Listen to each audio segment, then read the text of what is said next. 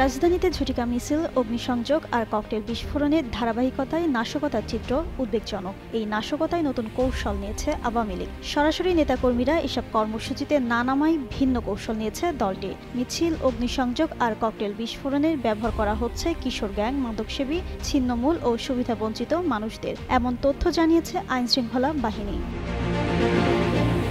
ঢাকা মহানগর পুলিশ গোয়েন্দা শাখার ডিবি প্রধান মোহাম্মদ শফিকুল ইসলাম বলেন, টাকার বিনিময়ে এই গ্যাং সদস্যদের নামানো হচ্ছে রাস্তায়। পেছনে রয়েছে নিষিদ্ধ ঘোষিত আওয়ামী লীগের বিভিন্ন পর্যায়ের নেতাকর্মীরা। তবে তারা সামনে থাকলেও পেছনে রয়েছে বিভিন্ন স্তরের আওয়ামী লীগ নেতাকর্মী।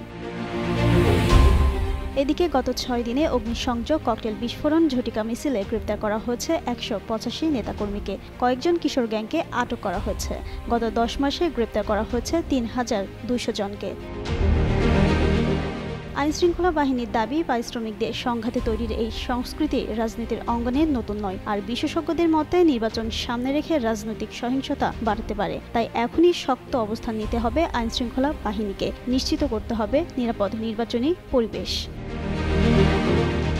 জিন্নাত আরা ঋতু, যুগান্ত নিউজ।